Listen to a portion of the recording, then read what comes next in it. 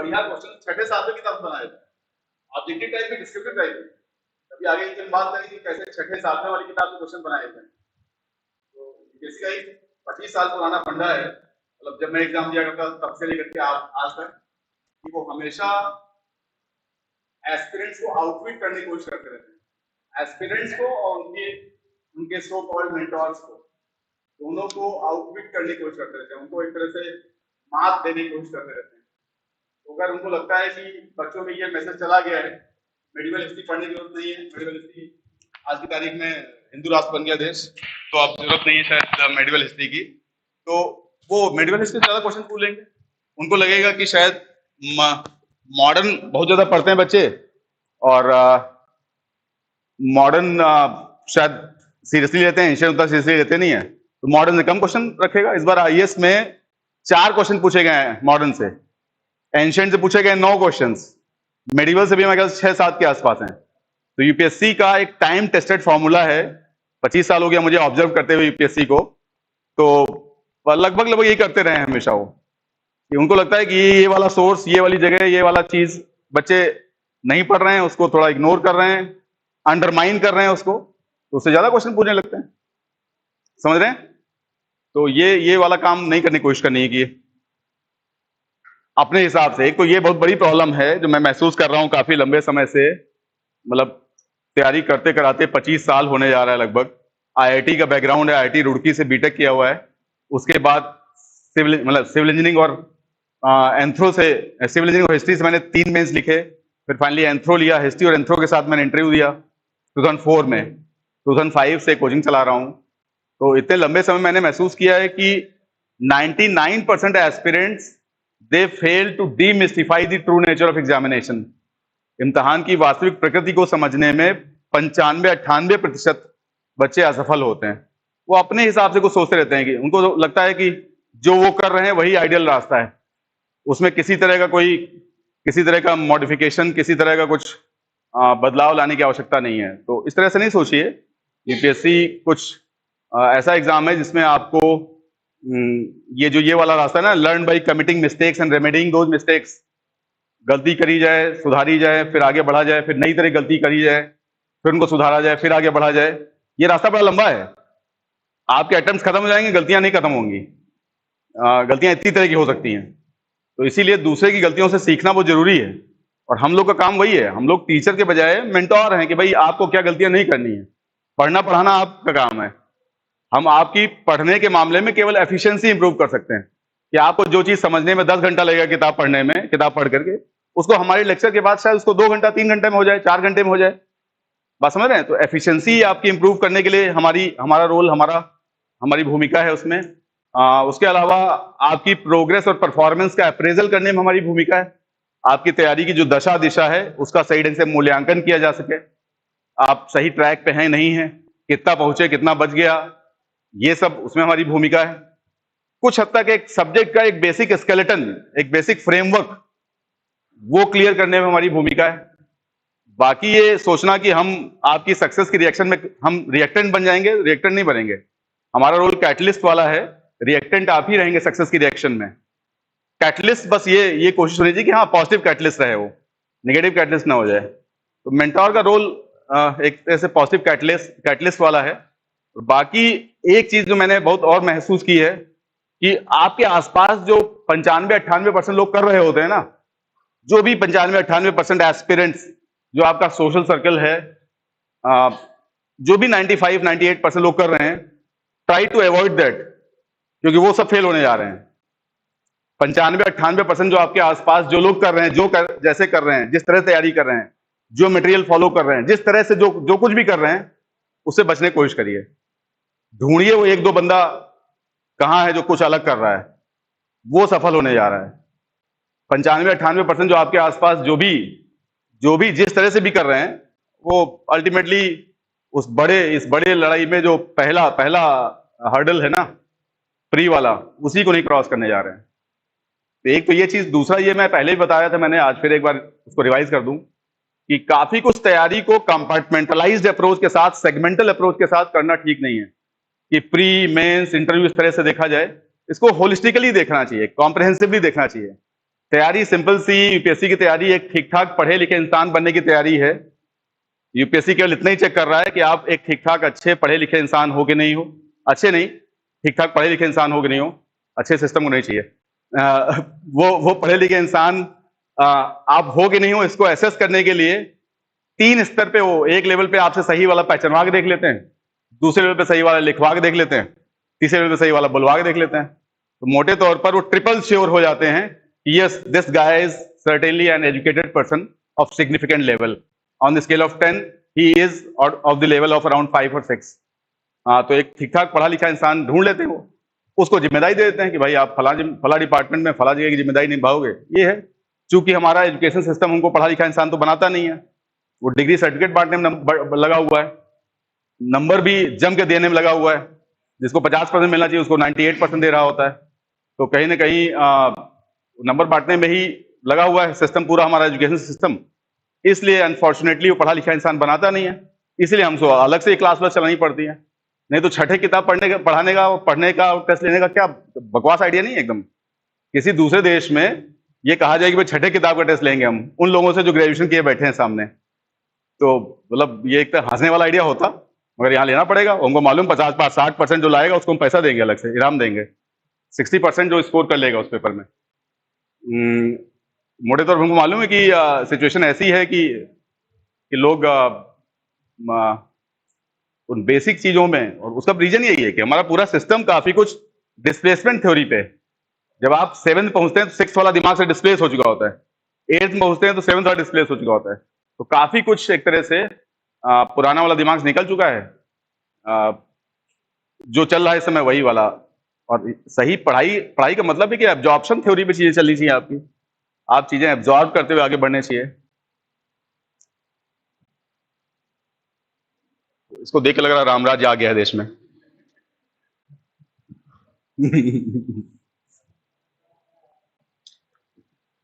चलिए खैर शुरू करें हम लोग। हिस्ट्री शुरुआत करें। कोई क्वेश्चन, कोई डाउट टाइप छोटा मोटा अगर लग रहा है शुरुआत करने से पहले? ये पानी की व्यवस्था नहीं है।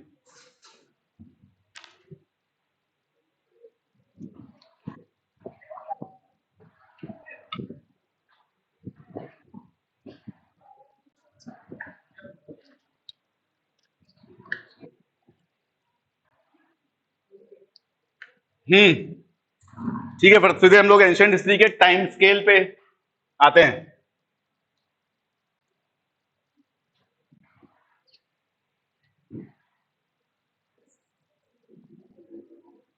क्या क्या यूनिट्स एंशिएंट पढ़नी है?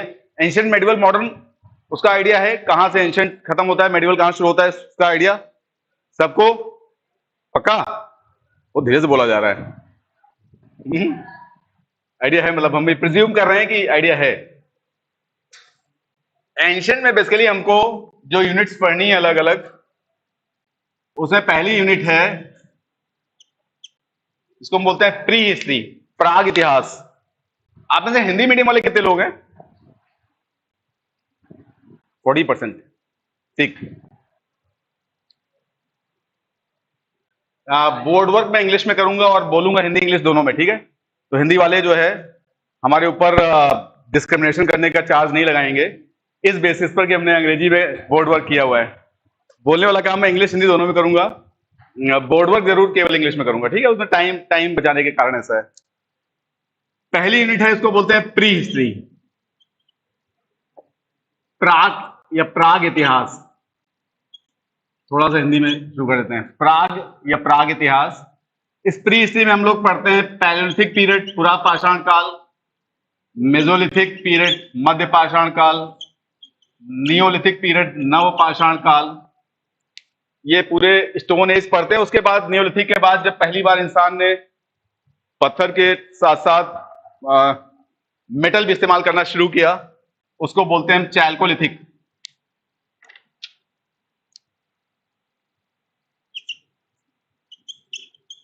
यार साथ दे नहीं पाएंगे हमारा दूर तक, ये दूर तक साथ दे नहीं पाएंगे। मार्कर्स और वहां लाने पड़ेंगे, ऐसा है? कोई ला सकता है क्या पीछे से मार्कर्स ला सकता है? वो क्लास मॉनिटर टाइप नहीं बनाया गया है क्या कोई ऐसा? पूरा डेमोक्रेटिक सिस्टम है। यहाँ ऑटोक्रेसी नहीं है। क्या क्या चीज?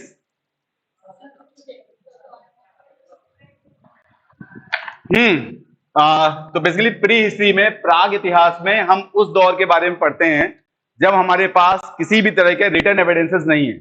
इंसान ने लिखना पढ़ना नहीं सीखा था, किसी तरह के लिखित साक्ष्य नहीं उपलब्ध हैं जिस दौर के लिए, उसको हम बोलते हैं प्राग इतिहास या प्राक इतिहास। ठीक है, प्री हिस्ट्री। यूनिट नंबर 2 है, अगर मोटा मोटा टाइम के हिसाब से भी बात करें तो लगभग मिड 3rd मिलेनिया बीसी, तीसरी सहस्राब्दी के मध्य तक।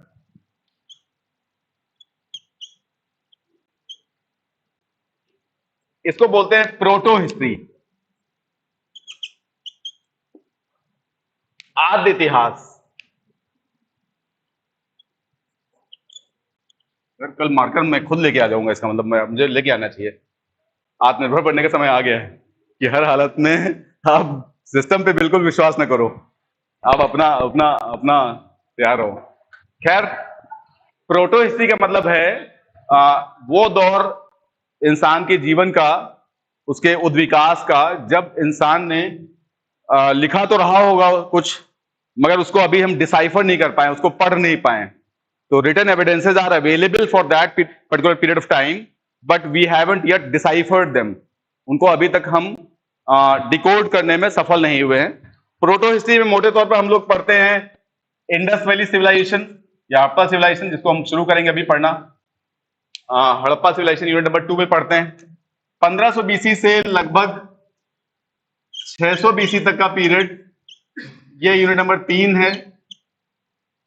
इसको बोलते हैं वैदिक पीरियड।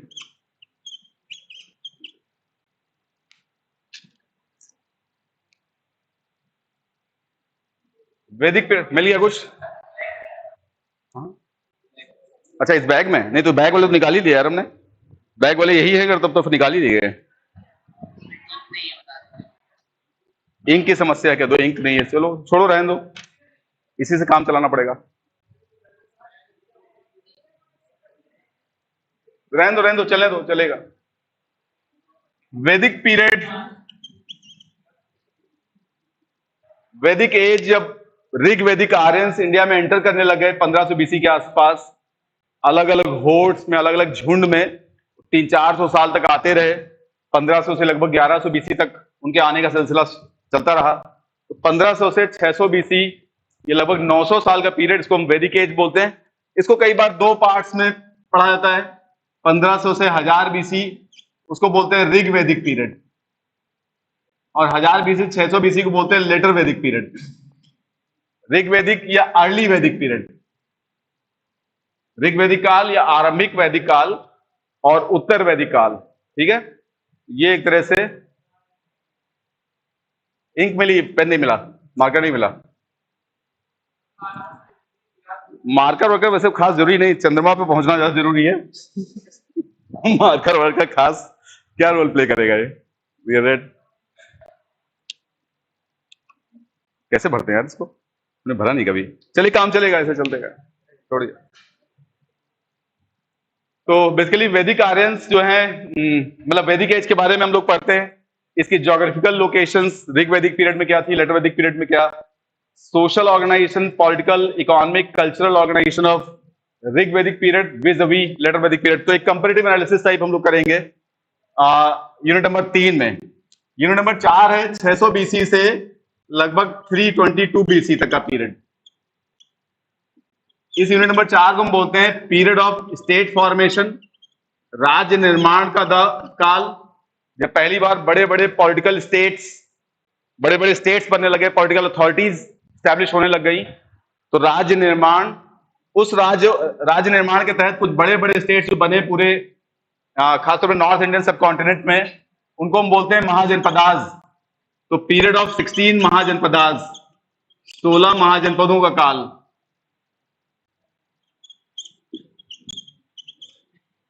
पीछे तो वैसे नहीं दिख रहा होगा, 16 महाजनपदाज का पीरियड। ठीक है, इनमें से 16 महाजनपदाज में से मगध महाजनपद थोड़ा ज्यादा रिसोर्सफुल था, ज्यादा संसाधन थे उसके पास।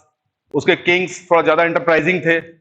आसपास के महाजनपदों को उन्होंने अपने में मिलाया और एक एम्पायर जैसा बना लिया। तो कई बार इसमें मगध साम्राज्य, मगधा मगध मगधन इंपीरियलिज्म, इसके बारे में पढ़ेंगे। इसकी अलग अलग डायनेस्टीज, इसमें एक हर्यक वंश था जिसमें बिंबिसार, अजातशत्रु, उदयन ये सब हैं। एक शिशुनाग वंश है जिसमें शिशुनाग और कालाशोक। तीसरा एक नंद वंश है, महापद्मनंद, धनानंद, आखिरी में से धनानंद है। वैसे 9 अलग अलग राजा हैं मगर महापद्मनंद पहले वाले और आखिरी वाले।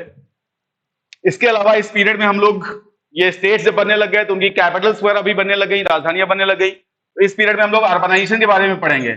अर्बनाइजेशन इन गंगा वैली, जैसे हड़प्पा वाला अर्बनाइजेशन है वो अर्बनाइजेशन इन यमुना इंडस वैली है। ये अर्बनाइजेशन गंगा वैली, गंगा घाटी में नगरीकरण। तो जो आज के वाराणसी, श्रावस्ती, कौशाम्बी, पाटलिपुत्र, राजगिरी, तक्षशिला, ये सब शहर इस समय आए। इनके बारे में हम लोग पढ़ेंगे, नगरीकरण के बारे में। मगर सबसे इंपॉर्टेंट ये 350 साल जो हैं वो जो वैदिक रिलीजन को रिजेक्ट करके जो हेटेरोडॉक्स सेक्ट्स आए, अरूढ़िवादी पंथ। तो emergence of heterodox sects, heterodox और अनऑर्थोडॉक्स दोनों बोलते हैं उसको। अरूढ़िवादी पंथों का उदय, अरूढ़िवादी पंथों का काल। अरूढ़िवादी पंथों में बौद्ध धर्म, जैन धर्म, आजीवक संप्रदाय, इसके बारे में पढ़ेंगे। थोड़ा बहुत लोकायत वाला, चार्वाकवाद द्वारा के बारे में थोड़ा पढ़ा जाएगा। तो मोटे तौर पर एक तरह से देखा जाए तो राज्य निर्माण की प्रक्रिया इस समय चालू हुई। उसके पीछे आयरन का रोल है, ट्रांसप्लांटेशन ऑफ पैडी और बहुत से फैक्टर्स हैं, उनकी बात करेंगे हम लोग। महाजनपदों के बारे में पढ़ेंगे, महाजनपदों में से मगध महाजनपद के बारे में और नगरीकरण के बारे में। सबसे important emergence of heterodox sects, अरूढ़िवादी पंथों के बारे में। ठीक है, बौद्ध धर्म, जैन धर्म, इन सब के बारे में। 322 से लगभग 185 और 200। यार इसके साथ पूरे क्लास निपटा पाना बड़ा मुश्किल लग रहा है मुझे। कोई ऑप्शन नहीं है।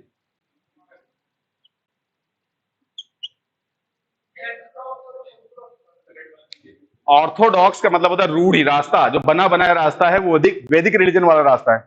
वैदिक धर्म का जो रास्ता बना हुआ था उस रास्ते से हट कर जो विचार आया वो है अरूढ़िवादी, गैर रूढ़िवादी। हेटेरोडॉक्स या अनऑर्थोडॉक्स का मतलब हुआ, ऑर्थोडॉक्स मतलब वैदिक रिलीजन, वैदिक धर्म एक तरह से ऑर्थोडॉक्स, रूढ़ी मतलब होता है रास्ता। तो वैदिक रिलीजन से चल रहा रास्ता, उससे अलग रास्ता आया, उसको बोला गया हेटेरोडॉक्स, अनऑर्थोडॉक्स। तो चूंकि उन्होंने, जितने हेटेरोडॉक्स सेक्ट्स थे उन्होंने वैदिक धर्म में अविश्वास किया, उनका उसमें न ईश्वर में और बहुत चीजों में कोई उनका विश्वास नहीं था, इसीलिए इनको बोलते हैं हेटेरोडॉक्स सेक्ट्स, अरूढ़िवादी पंथ, जिसमें बौद्ध धर्म, जैन धर्म ये सब पढ़ते हैं हम। अगली यूनिट है यूनिट नंबर 5, मौर्य या नंदाज। इसमें मगध साम्राज्य में आखिरी डायनेस्टी थी नंद वंश। नंद वंश का आखिरी शासक था धनानंद या घनानंद। उसको परास्त करके चंद्रगुप्त मौर्य और कौटिल्य ने मौर्य साम्राज्य की नींव डाली। तो मौर्य वंश। अगली यूनिट है मौर्याज। मौर्याज में हम लोग चंद्रगुप्त मौर्य के बारे में, बिंदुसार के बारे में और अशोक के बारे में, विशेष तौर पर अशोक के अभिलेखों के बारे में पढ़ते हैं। अशोक का धम्म, जो एक मॉरल एंड एथिकल प्रिंसिपल्स का एक नया गॉस्पेल, एक नया कह सकते हैं कि एक नया विचार दिया, उसके बारे में पढ़ेंगे हम लोग। तो एक तरह से मौर्य काल में चंद्रगुप्त मौर्य, बिंदुसार और अशोक। अर्थशास्त्र वगैरह के बारे में भी थोड़ा बहुत इसके बारे में पढ़ेंगे। अर्थशास्त्र चूंकि एक पॉलिटिकल सिस्टम एडमिनिस्ट्रेशन की, स्टेट क्राफ्ट की एक पुस्तक है, तो उसके बारे में पढ़ा जाएगा। 185 BC टू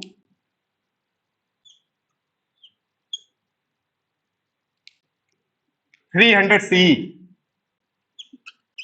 अभी हम लोग BC चल रहे थे, बिफोर कॉमन एरा। अब लगभग 500 साल का पीरियड, इसको बोलते हैं यूनिट नंबर 6। ये 500 साल के पीरियड को बोलते हैं पोस्ट मौर्य पीरियड, मौर्योत्तर काल। पोस्ट मौर्य पीरियड, मौर्योत्तर काल। इस मौर्योत्तर काल में हम लोग, अगर हम पॉलिटिकल हिस्ट्री की बात करें तो कुछ नेटिव डायनेस्टीज हैं, स्थानीय राजवंश हैं, जिनकी उत्पत्ति देश में ही हुई। मौर्याज को रिप्लेस किया शुंगाज ने। नॉर्थ इंडिया में मौर्याज के बाद, ये यूपी बिहार वाला इलाका था, वहां शुंग वंश आया। शुंगास के बाद कर्ण वंश आया। तो शुंग और कर्ण लगभग लगभग वो जो कोर एरिया था मौर्यास का, उस पर ये डायनेस्टीज आई। पेनिनसुलर इंडिया जो आज का महाराष्ट्र आंध्रा वाला इलाका है, वहां पर सातवाहन वंश आया। सातवाहनाज। एक्सट्रीम साउथ, सुदूर दक्षिण वाला हिस्सा है आज का तमिलनाडु और केरला वाला, वहां पे संगम डायनेस्टीज आई। संगम राजवंश। संगम डायनेस्टीज में तीन, वैसे तो छोटे छोटे डायनेस्टीज थी कुछ, मगर तीन बड़ी महत्वपूर्ण डायनेस्टीज थी। उसमें एक है चोल, जो उत्तरी तमिलनाडु में थे, नॉर्दर्न तमिलनाडु। दूसरे पांड्य, जो दक्षिणी तमिलनाडु में थे, सदर्न तमिलनाडु। और तीसरे चेराज जो है केरल वाले हिस्से में थे, केरल वाला इलाका। तो चोल, चेर, पांड्य ये संगम डायनेस्टी है। संगम मतलब congregation of Tamil saint poets, Tamil संत कवियों का एक समागम हुआ। उन्होंने कुछ लिटरेचर लिखा, उस लिटरेचर को बोलते हैं संगम लिटरेचर। उस संगम लिटरेचर का आधार बना करके जो पॉलिटिकल हिस्ट्री लिखी जाती है, उसको कई बार हम संगम हिस्ट्री, संगम डायनेस्टीज बोलते हैं। संगम डायनेस्टीज में चोल, चेर, पांड्य के बारे में पढ़ते हैं। तो ये सब काफी हद तक नेटिव डायनेस्टीज है। कुछ माइनर डायनेस्टीज है। ईस्टर्न इंडिया में कलिंग वाला इलाका, जो उड़ीसा वाला इलाका था, वहां एक महामेघ वाहन सिद्धि वंश एक था। खारवेल नामक एक शासक था। उसका एक हाथी गुम्फा इंस्क्रिप्शन काफी फेमस है। तो ये सब नेटिव डायनेस्टी जिनकी उत्पत्ति देश में ही हुई, ठीक है ना। मगर इस 500 साल में भारत के पश्चिमोत्तर और पश्चिमी हिस्से में, आज का जो पाकिस्तान वाला एरिया है, जो ये गुजरात और राजस्थान वाला एरिया है, वेस्टर्न एमपी वाला, मालवा वाला एरिया है, वहां पे जो डायनेस्टीज थी उनको कई बार बोलते हैं हम फॉरेन ओरिजिन डायनेस्टीज। मिटा दें, फॉरेन ओरिजिन डायनेस्टीज, जिनकी उत्पत्ति मूलतः सेंट्रल एशिया में हुई, सेंट्रल एशिया से इंडिया में एंटर किए, उनको हम बोलते हैं फॉरेन ओरिजिन डायनेस्टीज, विदेशी मूल वाले राजवंश। विदेशी मूल वाले राजवंशों में एक है इंडो ग्रीक्स, हिंद यूनानी, हिंद यवन। हिंद यवन या हिंद यूनानी वो हैं जो काफी कुछ सेलुकस के सक्सेसर्स में से हैं, जो काफी इंडियनाइज्ड ग्रीक्स, वो यवन, वो यूनान के निवासी जो भारत के पश्चिमोत्तर हिस्से में, सेंट्रल एशिया में रहते हुए काफी कुछ इनका भारतीकरण हो गया था, उनको बोलते हैं इंडो ग्रीक्स। इनके किंग्स में से, मतलब और बहुत से किंग्स हैं, मगर एक किंग थोड़ा इंपॉर्टेंट है, फेमस है, उसका नाम है मेनेंडर,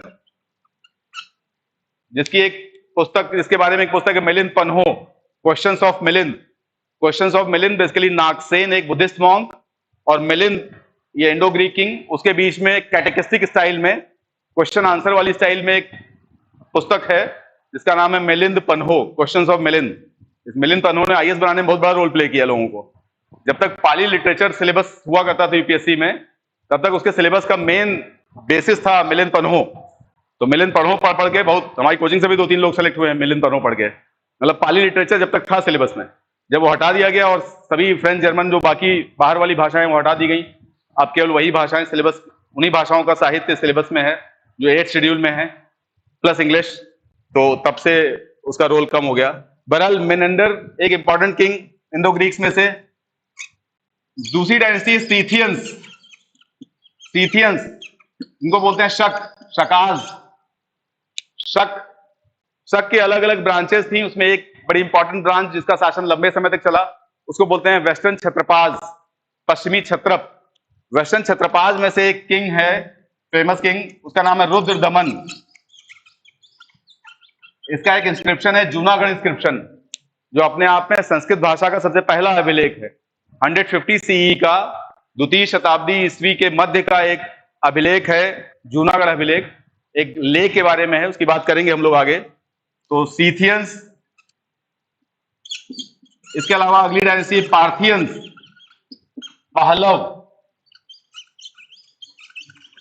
पहलवाज। पहलव भी अपने आप में सेंट्रल एशिया से इंडिया में एंटर किए और ये काफी शॉर्ट लिव्ड डायनेस्टी रही, थोड़ा एरिया में इनका शासन रहा।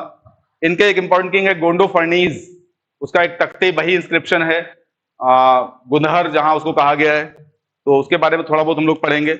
मगर इन फॉरेन ओरिजिन डायनेस्टीज में सबसे जो पॉपुलर और इंपॉर्टेंट डायनेस्टी है उसका नाम है कुषाण, कुषाण वंश। सुना है कुषाण के बारे में? Kushanas, Tushar, Tuchar, Yuechis. Chinese literature में उनको यूची बोलते हैं, इंडियन लिटरेचर में उनको तोचारियंस, तुचार, तुषार ये सब बोलते हैं। क्लासिकल सोर्सेज में जो ग्रीको रोमन सोर्सेज है उसमें इसको कुषाण बोलते हैं। कुषाण में अलग अलग किंग्स रहे, कुजुल कैटफिसेस, विम कैटफिसेस। विम कैटफिसेस वो शासक था जिसने सबसे पहली बार सोने के सिक्के चलाए देश में। उसके बाद विम कैटफिसेस को सक्सीड किया कनिष्क ने।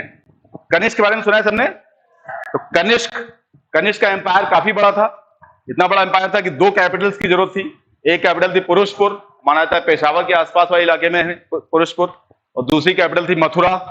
तो एक अच्छा खासा लगभग 1500 किलोमीटर के दायरे में, 1500-2000 किलोमीटर के आसपास गैप में दो कैपिटल्स थी। तो अपने आप में काफी बड़ा एम्पायर था। कुषाण के बारे में पढ़ेंगे हम लोग। पॉलिटिकल हिस्ट्री में पोस्ट मौर्य पीरियड में ये सब पढ़ा जाता है। सोशल हिस्ट्री में हम लोग पढ़ते हैं इवोल्यूशन ऑफ जातीज, कैसे जो है अलग अलग तरह के जो श्रेणीज थी, गिल्ड्स थी, एक खास तरह का व्यवसाय करने वाली, खास तरह की मैन्युफैक्चरिंग करने वाली जो ऑक्यूपेशनल ग्रुप्स थे, how over a period of time these occupational groups got transformed into closed endogamous units. Those closed endogamous units were basically jatis. तो जातियों का उद्विकास कैसे हुआ, कैसे वो श्रेणियां जो है धीरे धीरे करके जाति बन गई, ये सब हम लोग बात करेंगे सोशल हिस्ट्री में। क्या क्या फैक्टर्स थे अलग अलग जो जातियों की संख्या बढ़ने के। उसके अलावा हम लोग इकोनॉमिक हिस्ट्री में ट्रेड के बारे में पढ़ेंगे, एक्सटर्नल ट्रेड, खासतौर पे बाह्य व्यापार, किस तरह से बाह्य व्यापार चल रहा था। मॉनसून विंड्स ने उस बाह्य व्यापार को किस तरह से एक्सपेडाइट किया, कैसे तेजी बढ़ाई उसमें।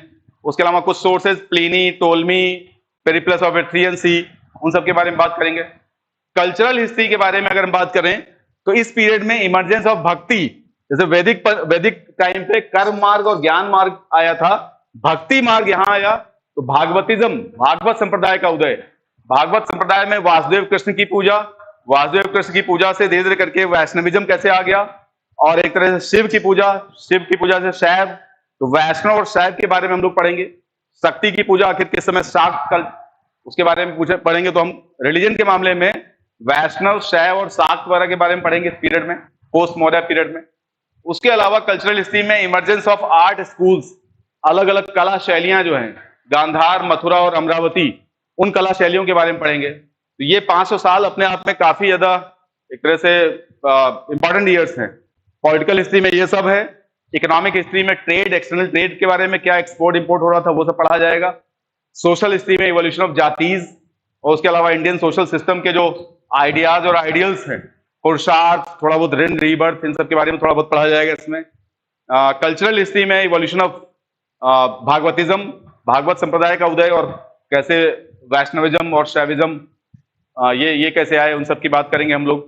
गांधार, मथुरा, अमरावती की बात करेंगे। तो ये पोस्ट मौर्य पीरियड अपने आप में 500 साल एंशिएंट हिस्ट्री के थोड़ा डार्क पीरियड टाइप है, क्योंकि रीजनल डायनेस्टीज अलग अलग हैं। और आमतौर पर हम स्कूल लेवल पे, कॉलेज लेवल पे हिस्ट्री मतलब पॉलिटिकल हिस्ट्री, हिस्ट्री मतलब डेट्स एंड नेम्स। तो चूंकि हिस्ट्री मतलब डेट्स एंड नेम्स टाइप रहा है, इसीलिए शायद हमारा जो हिस्ट्री के साथ जो प्री कंसीव्ड नोशंस हैं बहुत पॉजिटिव नहीं है। बहुत तरह के पूर्वाग्रह रखते हैं हम लोग। पहला पूर्वाग्रह ये लगते हैं कि हिस्ट्री सब रटने ही वाला है पूरी तरह से, है सब लोग मानते हैं, नेता रटने वाला है नहीं वैसे, जैसा लगता है। और दूसरा लगता है कि एक और बड़ा प्री कंसीव्ड नोशन हमारे एजुकेशन सिस्टम में, कि जो साइंस पढ़ते हैं वो थोड़ा रैशनल, लॉजिकल टाइप चीज होती है, और ह्यूमैनिटीज जो है वो बहुत इरैशनल, इलॉजिकल टाइप, ये भी लगता है कई बार। वही बकवास नोशन है एक तरह से। मतलब कूलम्स लॉ, किरचॉफ्स लॉ पढ़ के कोई साइंटिफिक टेम्पर डेवलप होता हो, ऐसे अपनी लाइफ में तो नहीं देखा मैंने। मतलब इंजीनियरिंग करने के बाद भी हमको ऐसा समझ नहीं आया कोई साइंटिफिक टेम्पर या रैशनल आउटलुक वो सब पढ़ के आ जाता हो। तो हिस्ट्री भी अच्छा खासा लॉजिकल है, और चूंकि ज्यादातर जो आर्ट्स के विषय, ह्यूमैनिटीज के विषय हैं, उनकी मदर है, history is mother of humanities, मानविकी विषयों की माँ है।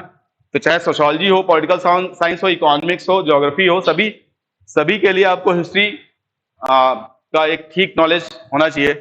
बहरहाल पोस्ट मौर्य पीरियड के बाद अगला पीरियड है 300 सीई से लेकर के 550 सीई तक का पीरियड। इसको बोलते हैं यूनिट नंबर 7, और ये यूनिट है गुप्ताज, गुप्त काल, गुप्त साम्राज्य। गुप्ताज में हम लोग श्रीगुप्त और घटोत्कच जो उसके फाउंडर माने जाते हैं उनके बारे में। Real founder is normally considered, ये Chandragupta first is considered as real founder of Gupta empire. तो चंद्रगुप्त प्रथम, समुद्रगुप्त, चंद्रगुप्त द्वितीय, चंद्रगुप्त विक्रमादित्य जिनको बोलते हैं, कुमारगुप्त, नालंदा यूनिवर्सिटी जिन्होंने बनाई, स्कंदगुप्त, उन सब के बारे में पढ़ेंगे पॉलिटिकल हिस्ट्री में। कल्चरल हिस्ट्री में हम लोग साइंस एंड टेक्नोलॉजी वाले मामले में हम लोग आर्यभट्ट वगैरह के बारे में पढ़ेंगे। आर्यभट्ट का पीरियड है, वराहमिहिर थोड़ा और बाद में है, आर्यभट्ट। कल्चरल हिस्ट्री में टेम्पल फॉर्मेशन वगैरह चालू हो गए, इस समय मंदिर वगैरह बनने लग गए, तो उन सब के बारे में थोड़ा पढ़ेंगे, कौन कौन से कैसे मंदिर बनने लग गए थे। वैष्णविज्म में किस किस तरह के डेवलपमेंट इस पीरियड में हुए थे। तो मोटे तौर पर गुप्ताज में हम लोग ये सब पढ़ेंगे। 550 CE टू 750 CE, मध्य 8वीं शताब्दी के मध्य तक, ये है यूनिट नंबर 8। इसको हम बोलते हैं पोस्ट गुप्ता पीरियड, गुप्तोत्तर काल। पोस्ट गुप्ता पीरियड में हम लोग बहुत तरह की, जैसे यहां पर मौर्य पीरियड में एक एम्पायर है, पूरा इंडिया पॉलिटिकली यूनाइटेड है। फिर रीजनल किंगडम्स वाला टाइम आया, अलग अलग क्षेत्रीय राजवंश, फिर एम्पायर वाला, फिर रीजनल किंगडम वाला। तो ये एम्पायर और रीजनल किंगडम, सेंट्रलाइजेशन और डिसेंट्रलाइजेशन, कॉन्टिन्यूटी और चेंज, हिस्ट्री एक्चुअली उन्हीं का क्रॉनिकल है। तो यहां पर बहुत तरह की प्रोविंशियल डायनेस्टीज हैं, क्षेत्रीय राजवंश। उन क्षेत्रीय राजवंशों में अगर हम पूर्वी भारत की बात करें तो पाल, सेन डायनेस्टी है। उत्तर भारत में काफी कुछ पुष्यभूतिज, मौखरीज, ये सब हैं। उसमें एक डायनेस्टी या उसके किंग के बारे में लोग पढ़ेंगे, उसकी डायनेस्टी का नाम है पुष्यभूतिज, और उसका नाम है हर्षवर्धन। सुना है हर्षवर्धन के बारे में सबने? हर्षवर्धन का पीरियड है 606 टू 647, 606 से 647 ईस्वी तक, जिसके टाइम पर हुएनसांग, हुचुआंग, जिसको आजकल अलग अलग जुआंग जांग बहुत तरह की स्पेलिंग्स चलती मार्केट में। तो हर्षवर्धन के बारे में पढ़ेंगे हम लोग। तो मोटे तौर पर एंशिएंट हिस्ट्री में ये 8 यूनिट्स हैं जो पढ़नी है। प्री हिस्ट्री जैसे स्टोन एज, प्रोटो हिस्ट्री इसमें हड़प्पा और Indus valley civilisation, Vedic age, फिर age of state formation and Mahajanapadas, second urbanisation, emergence of heterodox sects, फिर Maurya period, Mauryas, post Maurya period, Gupta period, post Gupta period. ठीक है, अब इसमें हाँ जी क्या लगभग सबके टाइम को लेकर डिस्प्यूट्स हैं। 694, हाँ, तुम्हें लगता है कि आमतौर पर ज्यादातर सोर्सेज में ये वाला ही है। अगर वो 694 तो शायद चांसेस प्रिंटिंग मिस्टेक हो गया होगा। 647 ज्यादातर स्टैंडर्ड सोर्सेज में 647 ही उनके पीरियड का है। उसके मतलब एक बंदा चाइनीज, एक वांग ह्यान थी, वो आने लगा था, तब जब आया यहाँ तो हर्षा की डेथ हो चुकी थी। ज्यादातर सोर्सेज में यही है। कुछ कुछ डेट्स में है इस तरह का कुछ कि इनके हिसाब से ये ऐसा वो, उसको लेकर के आपको टेंशन नहीं लेना है। एंशिएंट हिस्ट्री में आपको रिलेटिव क्रोनोलॉजी के बारे में क्लियर होना चाहिए कि ये पहले फिर ये इस तरह से। एब्सोल्यूट क्रोनोलॉजी बहुत ज्यादा रिक्वायर्ड नहीं है एंशिएंट हिस्ट्री में। मेडिवल में रिक्वायर्ड है, मॉडर्न में कुछ ज्यादा ही रिक्वायर्ड है। तो आपको एंशिएंट में थोड़ा केयरफ्री रह सकते हैं डेट्स को लेकर के, मेडिवल में थोड़ा कम केयरफ्री, मतलब आपको ज्यादा केयरफुल रहना पड़ेगा। मॉडर्न में आपको काफी ज्यादा केयरफुल रहना पड़ेगा डेट्स को लेकर के। तो हिस्ट्री के साथ जो सबसे बड़ी समस्या जो डेट्स वाली है, उसको एंशिएंट में आप थोड़ा सा उससे निजात पा सकते हैं, और आपको रिलेटिव तरह से कि ये पहले फिर ये इस तरह से ध्यान रखना पड़ेगा। ठीक है, और कुछ मतलब इस हिस्ट्री के सिलेबस को लेकर के डाउट्स, क्वेश्चंस हम जब शुरू करें? हाँ, नॉर्मली 750 के बाद, मिड 8th सेंचुरी के बाद अर्ली मेडिवल इंडिया चालू होता है। 750 टू अराउंड 1200 वो एक अर्ली मेडिवल इंडिया है, जिसमें ट्राइपार्टाइट स्ट्रगल और ये सब चीजें पढ़ते हैं हम लोग। प्रॉपर तरह से सल्तनत पीरियड जब शुरू होता है 1206-1200 के आसपास, तो वो प्रॉपर मेडिवल इंडिया है। तो सल्तनत और मुगल, और उसके अलावा बीच में विजयनगर एम्पायर, बहमनी एम्पायर, ये सब प्रॉपर तरह से मेडिवल है। इस 750 से 1200 के पीरियड को, लगभग 450 साल के पीरियड को कई बार अर्ली मेडिवल इंडिया बोल दिया जाता है। आरंभिक मध्यकालीन भारत, आरंभिक मध्यकालीन भारत। ठीक है, अर्ली मेडिवल इंडिया 750 टू 1200। और कोई प्रश्न? कोई कुछ क्यूरियोसिटी टाइप कोई अगर हो तो वो भी बिल्कुल बेझिझक हो सकते हैं। स्टेट क्राफ्ट मतलब राज्य का शासन कैसे क्या किया जाए, राज्य को अपने आसपास के दुश्मनों से कैसे बचा के रखा जाए। अर्थशास्त्र जो है, अगर आज के डिसिप्लिन की बात की जाए, जो आज discipline normally university school level पे चलते हैं, स्कूल कॉलेज लेवल पे, तो उसमें किस किस सब्जेक्ट में अर्थशास्त्र पढ़ाया जाता होगा नॉर्मली? किस किस डिसिप्लिन में, किस किस विषय में अर्थशास्त्र को थोड़ा सा ज्यादा गंभीरता से, ज्यादा सीरियसली पढ़ाया जाता होगा? अपार्ट फ्रॉम हिस्ट्री ऑब्वियसली, हाँ, पॉलिटिकल साइंस और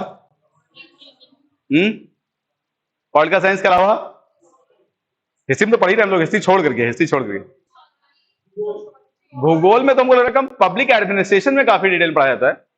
political science, public administration, military science, defence studies. तो political science, public administration, military science, defence studies, ये सब मिला के अर्थशास्त्र है। समझ आ रहा है? अब अर्थशास्त्र अगर ये सब कुछ है तो उसका नाम अर्थशास्त्र क्यों है? मतलब it has nothing to do with economics, then why it is called अर्थशास्त्र?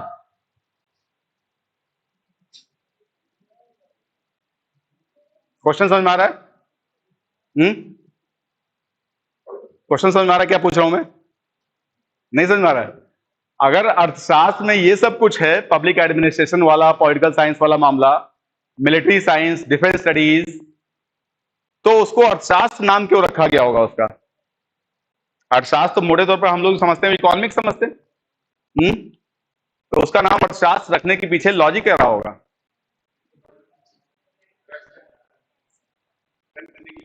अच्छा, रिटर्न करने के लिए पैसा चाहिए, और कोई लॉजिक, और कोई कारण? वाई अर्थशास्त्र इज नेम्ड सो? अर्थशास्त्र का नाम अर्थशास्त्र क्यों है?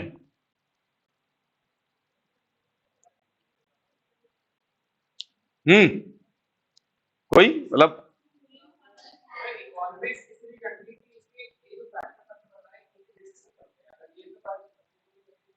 तो यार पॉलिटिकल साइंस को इकोनॉमिक्स क्यों नहीं पढ़ते हम लोग? फिर पॉलिटिकल साइंस अलग सब्जेक्ट क्यों पढ़ते हैं?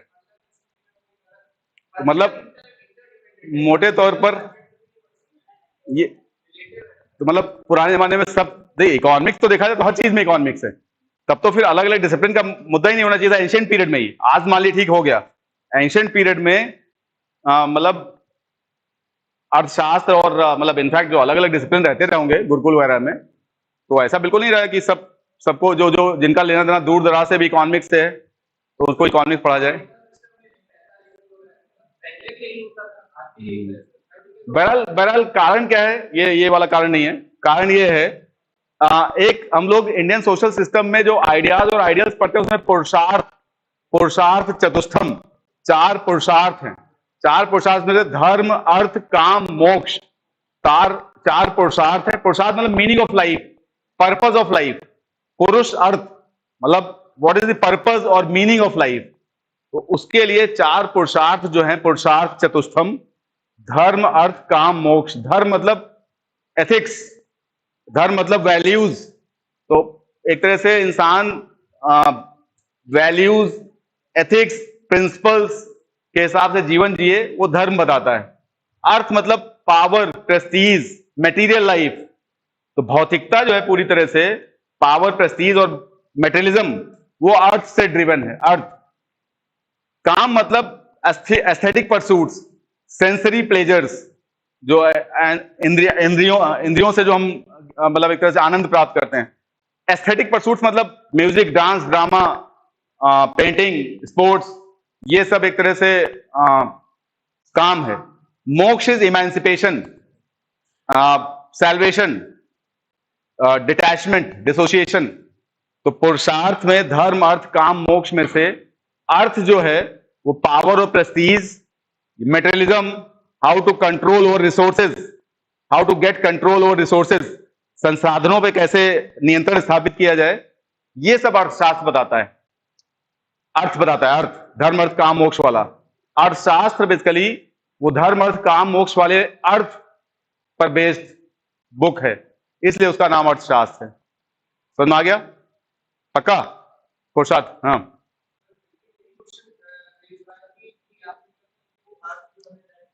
हम्म काम काम के लिए भी, कई बार काम के लिए भी, प्लेजर्स के लिए भी, वही बात है बेसिकली। वो भी बताया गया है, अर्थशास्त्र में भी ये चीज बताई गई है कि अल्टीमेटली काम के लिए, कुछ हद तक धर्म के लिए भी अर्थ चाहिए। तो अर्थ को उसने पुरुषार्थ चतुष्टयम में अर्थ को कई बार धर्म और काम से ज्यादा महत्वपूर्ण बताया गया है। तो अर्थ ज्यादा महत्वपूर्ण है, मगर मैंने सवाल पूछा था कि अर्थशास्त्र का नाम अर्थशास्त्र क्यों है, तो अर्थशास्त्र का नाम अर्थशास्त्र इसलिए है क्योंकि पुरुषार्थ का जो अर्थ है उस पर बेस्ड नाम है वो। इसका इसका मतलब यही है, मतलब इसका अर्थ यही है। हाँ बिल्कुल, पुरुषार्थ का जो अर्थ है उसी अर्थ के नाम पर वो अर्थशास्त्र है। उस अर्थ को इनंसिएट करने वाला, उसको एक्सप्लेन करने वाला शास्त्र वो अर्थशास्त्र है। चलिए खैर, क्या वहां तो आ ही रहे हैं, वहां तो हम लोग आ रहे हैं। हम लोग इंडस को सिविलाइजेशन और वैदिक कल्चर के पूछते हैं, कहते हैं, ऐसा हम लोग अभी डिस्कस करने जा रहे हैं, शुरू करने जा रहे हैं, तो ऑब्वियसली बात करेंगे हम लोग। तो आगे बढ़े, हम लोग शुरू करें। हमको बेसिकली ये यूनिट नहीं पढ़ानी, हम प्रिज्यूम करते हैं शायद पढ़ ली गई होगी, मतलब ये पढ़ा दी गई होगी, गलत बोल दिया मैंने, ये पढ़ा दी गई होगी, पढ़ ली नहीं गई वो तो मालूम नहीं मुझे। हमको यहां से पढ़ने के लिए, पढ़ाने के लिए बोला गया है, तो हम यहां से शुरू करें कि यहां से शुरू करें? पहले वाले का एक थोड़ा सा जिस देने के लिए इसमें थोड़ा सा, मतलब इसकी आत्मा लगभग मर गई है। लाल से दिखाई देगा पीछे से। चलिए खैर, पहले वाले का एक पांच मिनट में एक हल्का सा टाइमलाइन डिस्कस कर लेते हैं। प्री हिस्ट्री का 5 मिनट में, 10 मिनट में एक टाइमलाइन डिस्कस करके फिर हम यूनिट नंबर 2 पे आते हैं। ठीक है, चलेगा? ये मिटा दें इसको।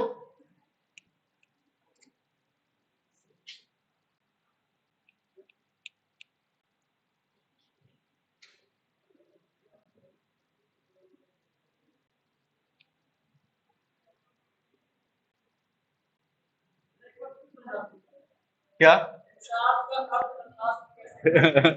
अभी जब पोस्ट मौर्य पीरियड पढ़ेंगे, मौर्योत्तर काल में हम लोग पढ़ेंगे जो हमारी सामाजिक व्यवस्था है, सामाजिक हमारा इंडियन सोशल सिस्टम है, इंडियन सोशल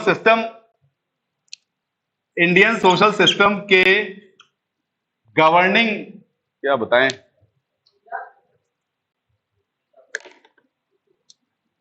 कुछ इंस्टीट्यूशंस है उसमें, संस्थाएं हैं, कुछ आदर्श हैं, विचार और आदर्श। संस्थाओं में हमारे भारतीय सामाजिक व्यवस्था की जो मूल संस्थाओं में से एक संस्था है ज्वाइंट फैमिली।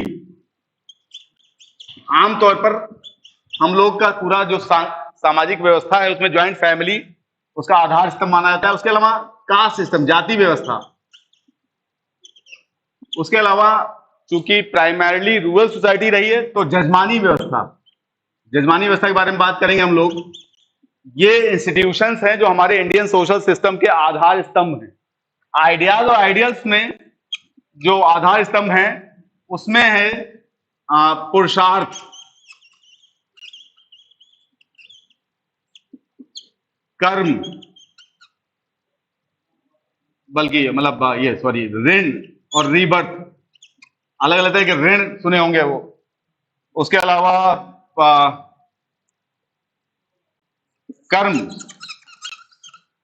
तो पुरुषार्थ एक तरह से मीनिंग ऑफ लाइफ, जीवन के लिए जो उसका मूल्य या उसके पर्पस, जीवन के उद्देश्य, वो पुरुषार्थ बताते हैं। पुरुषार्थ को कई बार 4 पार्ट में पढ़ते हैं: धर्म, अर्थ, काम, मोक्ष। धर्म मतलब एक तरह से एथिकल प्रिंसिपल्स, हमारी नैतिकता, मूल्य, वो सब धर्म।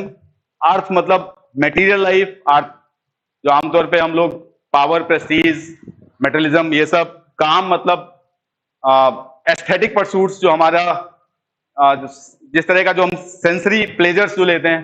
काम को कई बार बड़ा नैरो तरीके से केवल सेक्सुअल प्लेजर के साथ लिया जाता है, एसोसिएट किया जाता है। कई बार काम केवल सेक्सुअल प्लेजर्स नहीं है, जितने भी हम इंद्रियों से आनंद प्राप्त करते हैं वो सब काम है। तो म्यूजिक, डांस, ड्रामा, स्पोर्ट्स, ये सब। मोक्ष मतलब डिटैचमेंट, डिसोसिएशन, एक तरह से सैल्वेशन। तो अर्थ, यहां वाले अर्थ से वो अर्थशास्त्र है। समझ आ रहा है?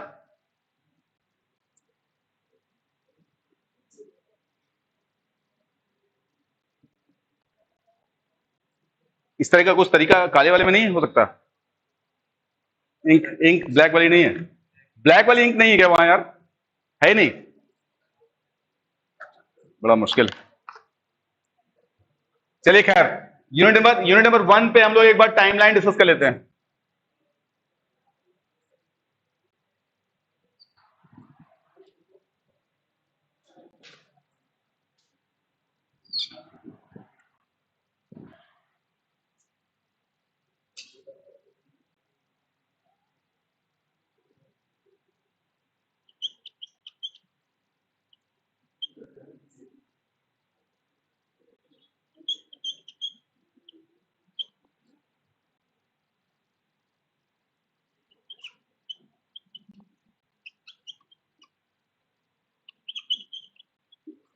पुरा पाषाण काल, नव पाषाण काल, इन दोनों के बीच का ट्रांजिशन पीरियड, इन दोनों के बीच का संक्रमण काल, उसको बोलते हैं मध्य पाषाण काल।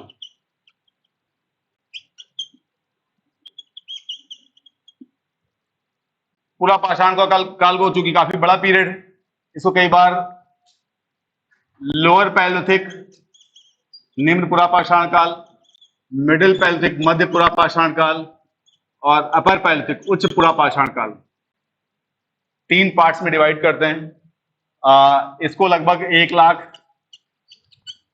इसको 50,000 बीसी या बीपी।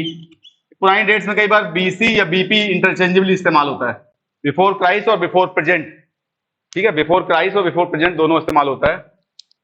ये कहां शुरू किया जाए? लगभग जब इंसान ने स्टोन टूल्स इस्तेमाल करने शुरू किए, और लगभग 5 to 10 लाख ईयर्स एगो के आसपास। मतलब ये हकीकत में कहां शुरू किया जाएगा, इसको अगर समझे इस तरह से,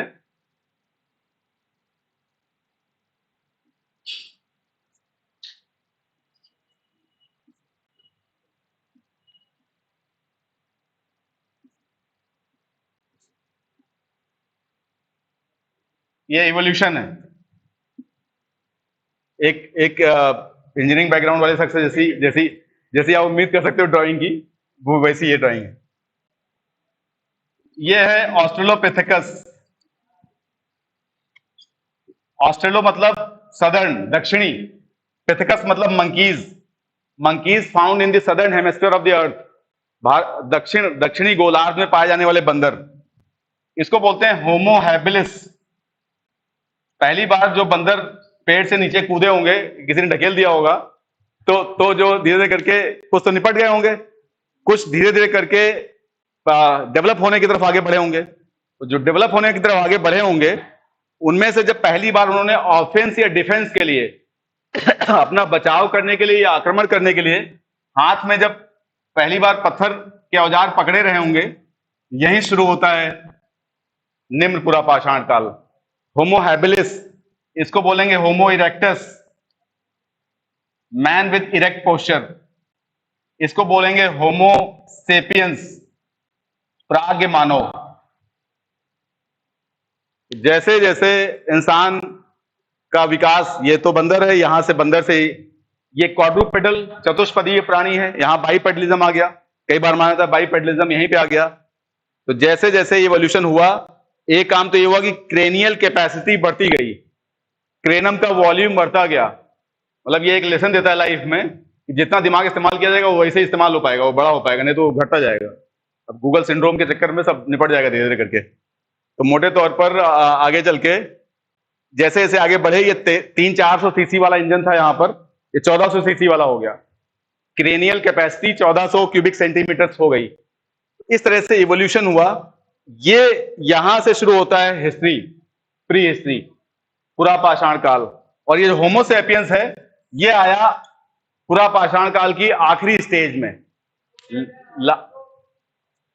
ऑस्ट्रेलोपिथेकस, ऑस्ट्रेलोपिथेकस, ऑस्ट्रेलो मतलब सदर्न, दक्षिणी, पिथेकस मतलब monkeys, southern monkeys, Australopithecus, Homo habilis, होमो इरेक्टस, होमो सेपियंस।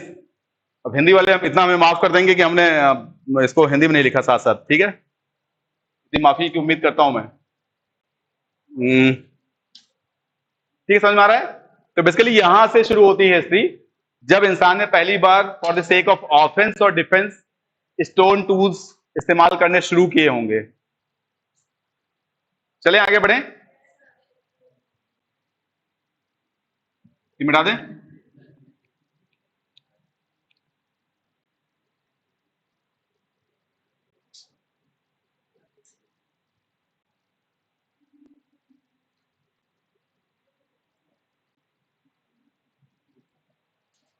तो बेसिकली पूरा पाषाण काल वाला इंसान था, ये obviously food collection economy follow करता था, खाद्य संग्रहण अर्थव्यवस्था। खाद्य संग्रहण अर्थव्यवस्था, खाद्य संग्रहण दो तरह से संभव है, एक फूड गैदरिंग, यहां वहां जो भी इन्वायरमेंट में अवेलेबल है फल वगैरह या और कुछ ऐसी चीजें जो खाई जा सकती है सीधे, और हंटिंग, एनिमल हंटिंग, शिकार करना और खाद्य संग्रहण करना, ये दो एक तरह से उसके जीवन के आधार स्तंभ थे। फूड कलेक्शन इकोनॉमी फॉलो कर रहा था। ये नियोलिथिक पीरियड में इंसान एक तरह से दो चीजें करने लग गया, एक तो खेती करने लग गया प्रॉपर तरह से, कृषि, और दूसरा पशुपालन, डोमेस्टिकेशन ऑफ एनिमल्स। कृषि और पशुपालन ये दो, तो यहां पर फूड प्रोडक्शन इकोनॉमी चालू हो गई थी। जैसे वहां फूड कलेक्शन इकोनॉमी थी, यहां पे फूड प्रोडक्शन, खाद्य उत्पादन करने लग गया था इंसान। इसके कारण काफी कुछ को खानाबदोश जीवन शैली करनी पड़ती थी। नोमैडिक लाइफ थी, खानाबदोश जीवन। यहां पे उसको सेटल्ड लाइफ, सेडेंट्री और सेटल्ड लाइफ, स्थायी जीवन।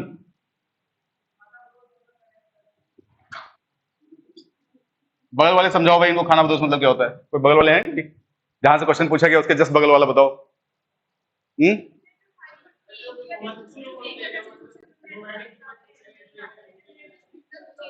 बिल्कुल, खानाबदोश जहां मतलब खाने के कारण हम अपने फूड रिक्वायरमेंट के कारण जो मूव करते रहते हो यहां वहां,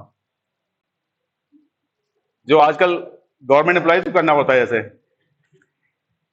ठीक, तो उनको खानाबदोश बोलते हैं। Officially enforced nomadism, government servants. चलिए खैर, सेडेंट्री लाइफ और सेटल्ड लाइफ के कारण, और ये दो, पशुपालन और कृषि, एक तरह से फूड सिक्योरिटी, खाद्य सुरक्षा सुनिश्चित हो गई। यहां पे खाद्य सुरक्षा और स्थायी जीवन के कारण मेन चीज तो ये हुई कि पॉपुलेशन ग्रोथ होने लग गई, जनसंख्या वृद्धि होने लग गई। जनसंख्या वृद्धि के कारण सामाजिक संगठन की आवश्यकता पड़ी, बढ़ी हुई जनसंख्या को संगठित करने की आवश्यकता पड़ी। सामाजिक संगठन, सामाजिक संगठन के तौर पर फैमिली और विलेज, परिवार और गांव, ऐसी संस्थाएं, फैमिली और विलेज, क्या हो गया? हाँ ठीक है, फैमिली और विलेज, ऐसी संस्थाएं निकल के आने लग गई। तो नवपाषाण काल में ये परिवार और गांव जैसी संस्थाओं का एक तरह से इमरजेंस, उनका प्रादुर्भाव इस समय हुआ। ठीक है, मोटे तौर पर इसके कारण और बहुत तरह के परिवर्तन आए। जब परिवार और गांव आएगा तो फिर प्रॉपर तरह से और कॉम्प्लेक्स लाइफ आगे चल के, फिर वो और आगे चल के फिर एक तरह से शहरी जीवन और वो सब चीजें आई आगे चल के। तो प्री हिस्ट्री में इसके अलावा टूल्स की बात थोड़ी सी की जा सकती है। ये जो मेजोलिथिक है, इसको बोलते हैं, इसमें चूंकि ट्रांजिशन पीरियड है, ट्रांजिशन मतलब होता है कुछ कैरेक्टरिस्टिक्स यहां वाले पाए जाए इसमें, और कुछ कैरेक्टरिस्टिक्स जो अगली वाली स्टेज उसके पाए जाए। ट्रांजिशन का मतलब होता है ए स्टेज और phase between two well established stages और फेजेस, दो सुव्यवस्थित अवस्थाओं या चरणों के बीच का चरण। ठीक है, तो यहां पर कुछ हद तक शिफ्टिंग कल्टीवेशन थी, स्थानांतरित कृषि, उसके अलावा पैस्टोरलिज्म, पशुचारण। पशुचारण और पशुपालन में अंतर क्या होता है? पशुपालन और पशुचारण,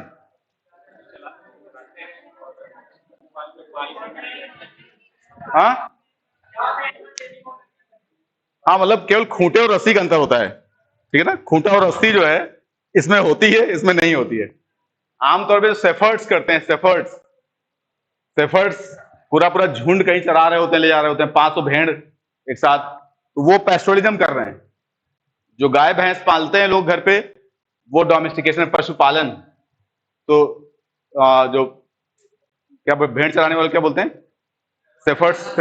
सेफर्ड्स के हिंदी हिंदी शब्द क्या है सेफर्ड्स का? ये तो काम चला हुआ वाला तो हमें मालूम था। गड़रिया, गड़रिए जो कर रहे होते हैं वो काफी तक। चलिए खैर, ये क्लियर हो गया कुछ हद तक जो बेसिक टाइमलाइन। साइट्स पे हमारे ख्याल से आप मतलब उस पर टाइम लगाना ठीक नहीं है। थोड़ा टूल्स पे कहिए, 1 मिनट बात कर लेता हूं मैं टूल्स पे। इसको मिटा दें, ये सही है, थोड़ा जान में आ जाना ही है इसमें। टूल्स जो है, सबसे पहले इंसान ने जब टूल्स इस्तेमाल करना शुरू किया, चूंकि पूरा पीरियड टूल्स पर बेस्ड है, ये मेजोलिथिक नहीं हो, सबसे पहले इंसान ने कोई पत्थर का टुकड़ा किसी बड़े टुकड़े पर मार दिया होगा, ऐसा पत्थर रहा होगा, उसको पटक दिया, उसका ये वाला हिस्सा अलग हो गया। कई बार उसको दोबारा दूसरी तरह से पटका, इधर वाला हिस्सा भी अलग हो गया। अभी मेन वाला हिस्सा वही इस्तेमाल हो रहा था, उसको बोलते हैं कोर टूल्स। कोर टूल्स मतलब एक तरह से पत्थर का मुख्य भाग इस्तेमाल हो रहा था। ये जो टूट के निकल गया, इसको फेंक दिया या उसको वहीं छोड़ दिया, इसको इस्तेमाल कर रहा था कोर टूल्स। ये 2 तरह के कोर टूल्स इस समय इस्तेमाल हो रहे थे। एक को बोलते हैं हैंड एक्स, हस्त कुठार, हाथ की कुल्हाड़ी। दूसरे को बोलते हैं चॉपर, चॉपिंग टूल्स, गड़ासे। तो हैंड एक्स और चॉपर, चॉपिंग टूल्स ये इस्तेमाल हो रहे थे इस समय।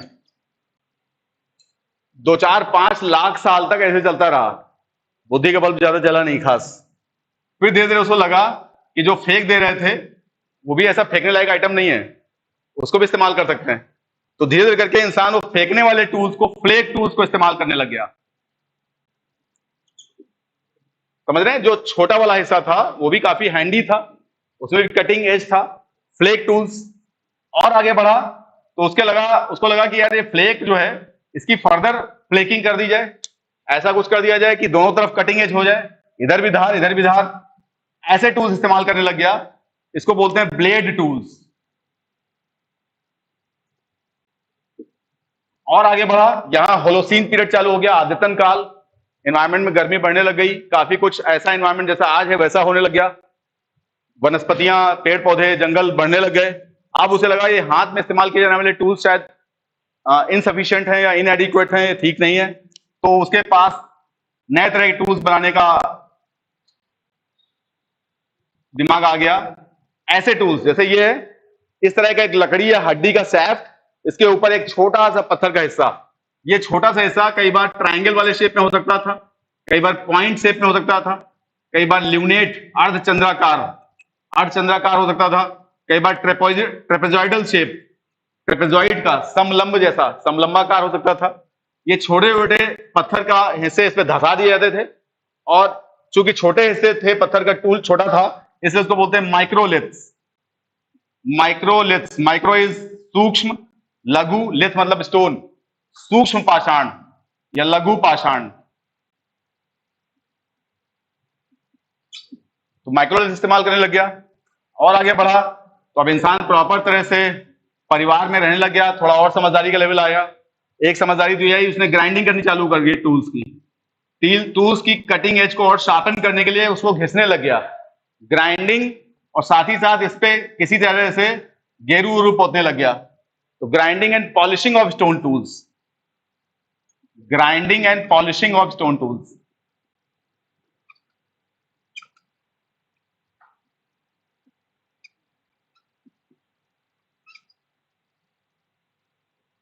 इस तरह से टूल्स का इवोल्यूशन हुआ। Hand axe, core tools, flake tools, blade tools, microliths, grounded and polish tools, ऐसे ऐसे करके आगे टूल्स इस्तेमाल होने लगे। ये हम लोग टूल्स की जो बात कर रहे हैं, वो उस पर्टिकुलर पीरियड के मोस्ट रिप्रेजेंटेटिव टूल्स हैं, जो उस समय सबसे ज्यादा, उस पर्टिकुलर पीरियड में लोअर पैलेफिक में सबसे ज्यादा पाए गए हैं। ऐसा नहीं केवल यही टूल्स थे, और बहुत तरह के टूल्स थे, मगर उस पर्टिकुलर पीरियड में सबसे ज्यादा कॉमन टाइप के जो टूल्स थे वो ये टूल्स थे। लोअर पैलेफिक पीरियड में कोर टूल्स, मिडिल पैलेफिक पीरियड में फ्लेक टूल्स, अपर पैलेफिक में ब्लेड टूल्स, मेसोलिथिक पीरियड में माइक्रोलिथ्स, नियोलिथिक में ग्राउंडेड एंड पॉलिश टूल्स। ठीक है, समझ में आ रहा है? कोई डाउट? चले फिर आगे बढ़े। इस यूनिट को यहीं छोड़ा जाए, आगे हम लोग अपने यूनिट पे आ जाए। ये पुराना जो पुराने पाप है उसको धो दिया जाए है, धो गया है। चले अगली यूनिट। पानी यार थोड़ा और दो जरा, पानी खत्म हो गया, बचा है। ये पानी की व्यवस्था भी नहीं, वो भी चंद्रमा चला गया क्या सब?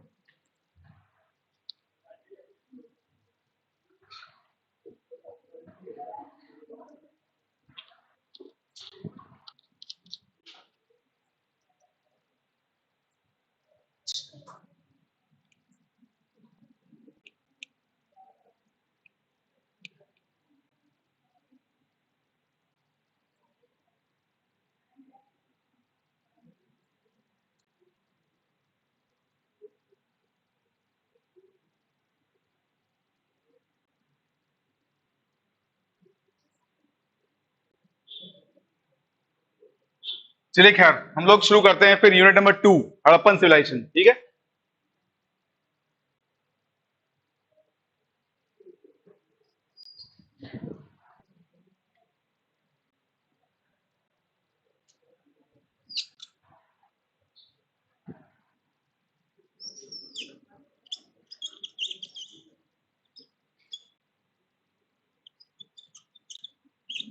सात हजार बीसी के आसपास भारत के पश्चिमोत्तर हिस्से में कृषि बस्तियों की बसावट शुरू हुई।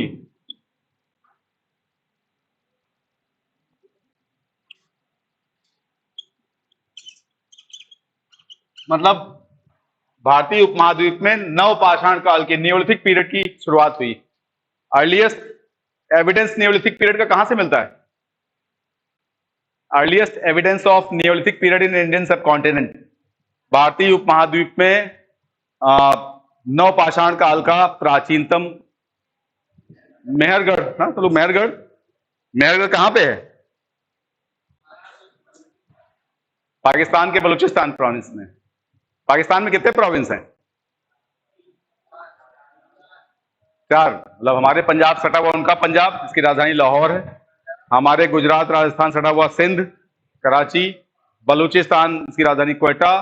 और NWFP जिसको केपी प्रोविंस बोलते हैं, खैबर पख्तूनख्वा प्रोविंस की कैपिटल पेशावर।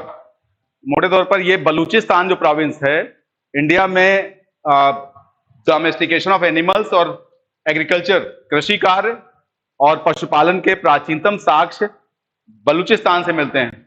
और मेहरगढ़ उसकी एक तरह से पहली साइट है जो काफी वाइडली एक्सकेवेटेड है, तो वहां पर खेती और पशुपालन के साक्ष्य मिलते हैं। तो लगभग उसी के आसपास फिर और जगहों से भी काफी खेती के साक्ष्य मिलने लगते हैं, और जगह खेती चालू हो गई। 7000 BC के आसपास भारतीय उपमहाद्वीप में कृषि वाली बस्तियां, कृषक बस्तियां वो बसने लग गई, गांव बसने लग गए। लगभग 5500 BC तक आते आते लगभग 1500 साल बाद ये एग्रीकल्चरल सेटलमेंट्स में बढ़ोतरी हो गई। इंक्रीज इन एग्रीकल्चरल सेटलमेंट्स, गांव में बढ़ोतरी, गांव की संख्या में बढ़ोतरी।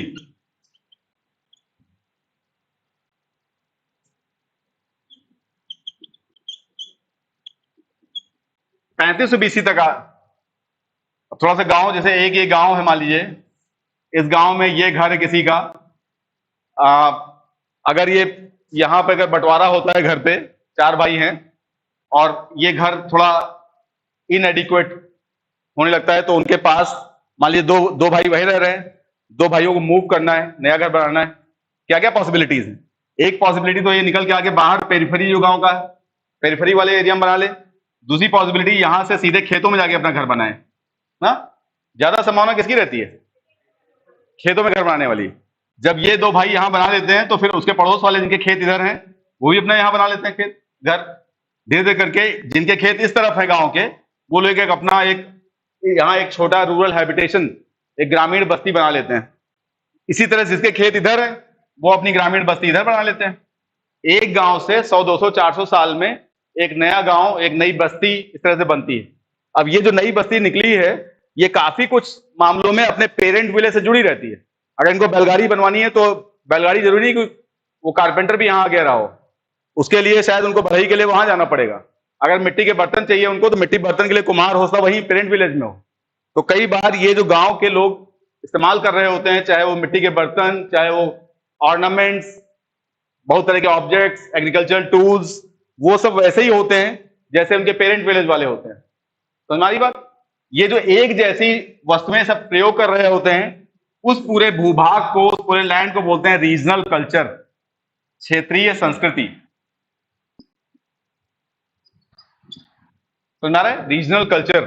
तो ऐसी बहुत सी रीजनल कल्चर्स यहां पर 3500, मतलब इसके 2000 साल बाद, जब से गांव की संख्या में बढ़ोतरी हुई, तो लगभग 2000 साल बाद बहुत तरह की रीजनल कल्चर्स, क्षेत्रीय संस्कृतियां वो बनने लग गई, आने लग गई। तो यहां पर emergence of regional rural cultures, ज्यादातर संस्कृतियां जो है इनकी प्रकृति ग्रामीण थी, शहरी नहीं थी बिल्कुल, पूरी तरह से क्षेत्रीय ग्रामीण संस्कृतियां, इनकी बात करेंगे हम। बलूचिस्तान वाले में नल कल्चर, कुली कल्चर, सिंध में आमरी कल्चर, कोटदीजी कल्चर, राजस्थान वाले इलाके में सोठी कल्चर।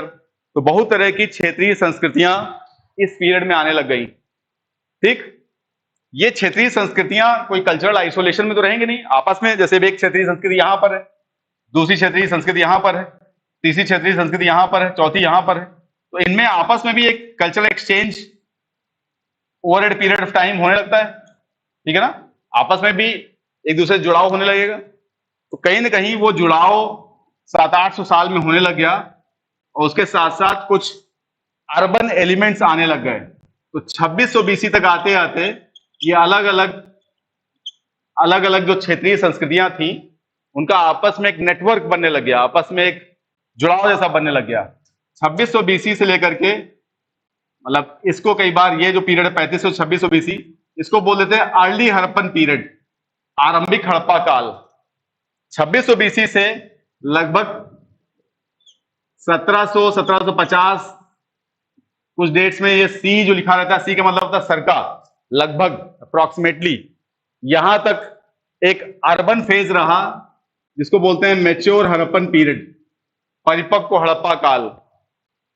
लगभग 800-850-900 साल का एक अर्बन फेज, नगरीय सभ्यता रही, और फिर अलग अलग कारणों से, मतलब ये अलग अलग रीजनल कल्चर्स थी, ये रीजनल कल्चर्स एक शहरी सभ्यता में इंटीग्रेट हो गई, और एक सर्टेन पीरियड ऑफ टाइम के बाद फिर अलग अलग रीजनल कल्चर्स में ये डिसइंटीग्रेट।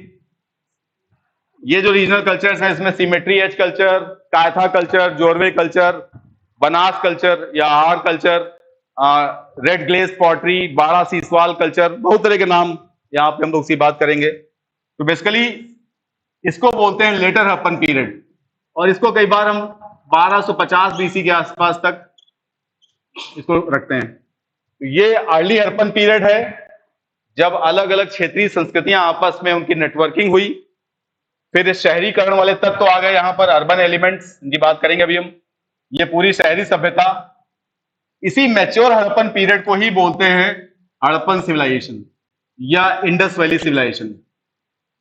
ठीक है, समझ में आ रहा है? मैच्योर पीरियड जो है, जो अर्बन पीरियड है, उसी को हम हड़प्पा सभ्यता बोलते हैं। ये एक तरह से ओरिजिन ऑफ हड़प्पन सिविलाइजेशन है, ये decline of Harappan civilisation. Origin of Harappan civilisation, अलग अलग रीजनल कल्चर्स आपस में नेटवर्क बना करके एक शहरी सभ्यता को उन्होंने जन्म दिया, जिसको हड़प्पा सभ्यता बोलते हैं। और फिर 700-800 साल तक का शहरी जीवन रहा, और फिर अलग अलग क्षेत्रीय संस्कृतियों में, अलग अलग रीजनल रूरल कल्चर्स में सब डिसइंटीग्रेट कर गया। इसको हम लेटर हड़प्पन पीरियड में बोल रखते हैं। तो Kayatha culture, Banas culture, Jorwe culture, Bara Siswal culture, इस तरह की कल्चर्स, ये सब वाली। समझ आ रहा है? टाइमलाइन मोटे तौर पर, यहां पे कृषि बस्तियों की शुरुआत हुई, संख्या कृषि बस्तियों की बढ़ने लग गई, यहां तक आते आते वो रीजनल रूरल कल्चर्स डेवलप होनी चालू हो गई। फिर इन रीजनल रूरल कल्चर्स में आपस में नेटवर्किंग चालू हो गई, यहां तक आते आते शहरीकरण वाले तत्व आ गए, और 700-800 साल का शहरीकरण रहा। इसको हम सिविलाइजेशन बोल रहे हैं, इसको कल्चर बोल रहे हैं। Regional rural cultures, Harappan civilisation, regional rural cultures. तो सीधी सी बात है, जहां शहरीकरण वाला मामला है, उसके लिए हम सिविलाइजेशन टर्म इस्तेमाल कर रहे हैं, जहां क्षेत्रीय है, जहां ग्रामीण है, उसको हम कल्चर शब्द इस्तेमाल कर रहे हैं। ठीक है, समझ आ रहा है? कई बार कुछ बुक्स में प्री हड़प्पन पीरियड इस्तेमाल कर रहे होते हैं। प्री हड़प्पन पीरियड अगर बोला जाए तो इसको कई बार इस पीरियड को प्री हड़प्पन पीरियड बोल देते हैं, कई बार इस पूरे पीरियड को। ये डिपेंड करता है कैसा कॉन्टेक्स्ट है, उस संदर्भ के हिसाब से। प्री हड़प्पन या early Harappan period, mature Harappan period, later Harappan period. समझ में आ गया? अब हम मोटे तौर पर ये बात करना चाहेंगे कि भाई आखिर क्या क्या वो अर्बन एलिमेंट्स थे, traits associated with urbanisation which started appearing at this particular period of time. इस समय ऐसे क्या तत्व, शहरीकरण नगरीकरण के क्या तत्व दिखने लग गए थे जिसके कारण इसको हम हड़प्पा सभ्यता या एक नगरीय सभ्यता बोलने लग रहे हैं। आज की तारीख में भी अगर हम बात करें तो आखिर अर्बन अर्बन लाइफ के कुछ इंपॉर्टेंट ट्रेट्स, अभिलक्षण, शहरी जीवन के कुछ आधारभूत अभिलक्षण क्या हो सकते हैं? क्वेश्चन समझ में आ रहा है? हम ये बोल रहे हैं कि गांव और शहर को डिफरेंशिएट करने वाले कुछ डिफरेंशिएटिंग फीचर्स या अर्बनिज्म या अर्बनाइजेशन को एक तरह से कैरेक्टराइज करने वाले कुछ ट्रेट्स, कुछ ऐसे अभिलक्षण, वो क्या हो सकते हैं?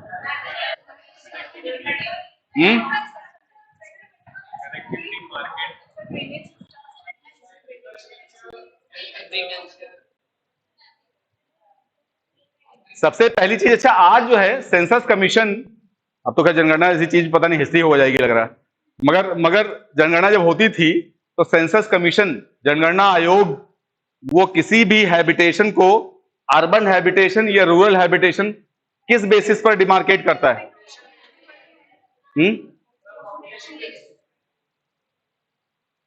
और थोड़ा सा पढ़े लिखे वाली भाषा में क्वेश्चन समझ में आ रहा है?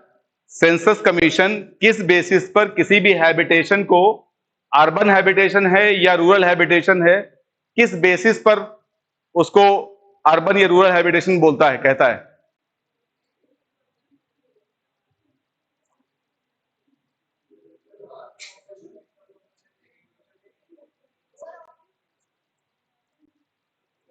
सब लोग हाथी का कोई कुछ पूछ छू रहा है, कोई टांग छू रहा है, पूरा हम चाह रहे हैं कि कोई आदमी पूरा हाथी हाथी छू के बता दे तो अच्छा रहेगा।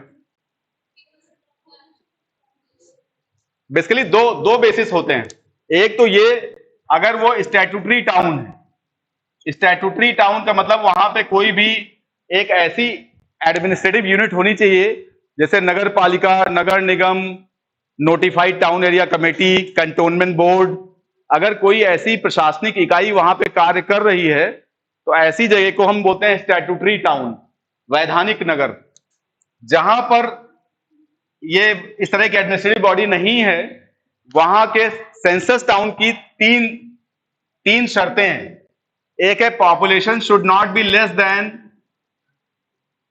5,000 पर्सन, जनसंख्या 5,000 या उससे अधिक होनी चाहिए, 5,000 से कम नहीं होनी चाहिए। दूसरा, जन घनत्व, population density should not be less than 400 person पर स्क्वायर किलोमीटर, जन घनत्व 400 व्यक्ति प्रति वर्ग किलोमीटर से कम नहीं होना चाहिए। ठीक है। तीसरा, more than 3/4 of the main working population is engaged in non agricultural pursuits, 3/4 से ज्यादा पुरुष कामगार जनसंख्या गैर कृषि कार्यों में लगी हुई होनी चाहिए। समझ में आ रहा है? 3/4 से ज्यादा पुरुष कामगार जनसंख्या गैर कृषि कार्यों में लगी हुई होनी चाहिए। ये तीनों की तीनों शर्तें फुलफिल होनी चाहिए, एक शर्त नहीं, तीनों शर्तें फुलफिल होंगी तो उसको हम सेंसस टाउन बोलेंगे। तो इसका मतलब यह हुआ कि किसी भी अर्बन एरिया के लिए सबसे प्राइमरी इंपॉर्टेंट शर्त है presence of non agricultural population, गैर कृषि जनसंख्या, गैर कृषि कार्य वाली जनसंख्या, presence of non agricultural population. समझ आ रहा है? अगर कोई ऐसी जनसंख्या है जो खेती में नहीं लगी है, इसका सीधा सा, इसकी नेचुरल कोरोलरी है, सीधा सा मतलब है कि आसपास के क्षेत्र में सरप्लस प्रोडक्शन हो रहा है। तो एक तरह से इसका मतलब हुआ surplus production in the adjoining areas, surplus agricultural production, production मतलब agricultural production in the adjoining areas. आसपास के क्षेत्रों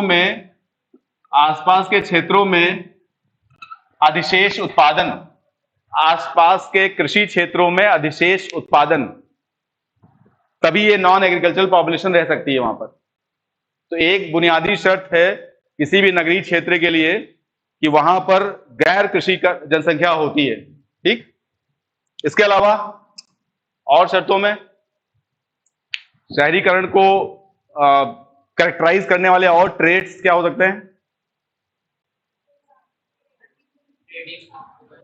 बिल्कुल, अगर ये नॉन एग्रीकल्चरल पॉपुलेशन है तो इसका मतलब आसपास के एरिया से ट्रेड के द्वारा, व्यापार के द्वारा वो अधिशेष उत्पादन आ रहा है। टैक्स के फॉर्म में भी आ सकता है, ट्रेड के फॉर्म में भी आ सकता है। तो एक तरह से काफी स्ट्रक्चर्ड ऑर्गेनाइज ट्रेड, एक तरह से व्यापार काफी संगठित तौर पर होना चाहिए। व्यापार रीजनल ट्रेड, लोकल ट्रेड भी हो सकता है, एक्सटर्नल ट्रेड भी हो सकता है। आमतौर पे रीजनल ट्रेड सबके लिए चाहिए, मतलब सब्जी और खाद्यान्न सबको चाहिए होते हैं। जो एक्सटर्नल ट्रेड होता है सोसाइटी के जो रिच सेक्शन है, जो upper middle class, upper class है, जिसको लगता है यहां वाली दारू पीते पीते थक गए, हम बाहर वाली चाहिए, वो उसके लिए कई बार होता है।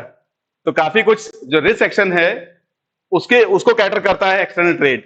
तीसरा काफी कुछ ट्रेड के मामले में इंपॉर्टेंट, मतलब एक्सटर्नल ये अर्बनाइजेशन के लिए इंपॉर्टेंट चीज है टाउन प्लानिंग, नगर नियोजन।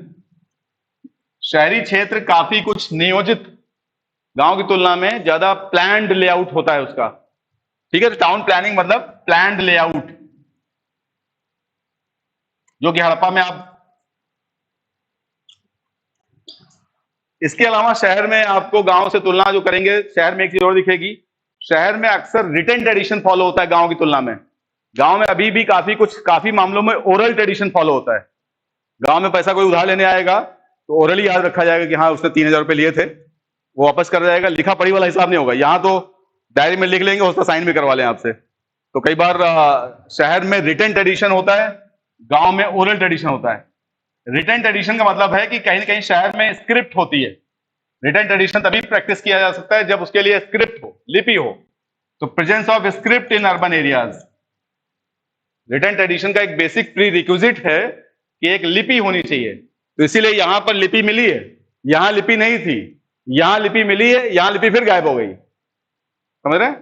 तो काफी कुछ जो नगरीकरण वाला मामला है, वो ये जितने ट्रेड्स हैं यहां मिल रहे हैं, यहां गायब हो जाते हैं। ठीक, इसी तरह से सोशियो इकोनॉमिक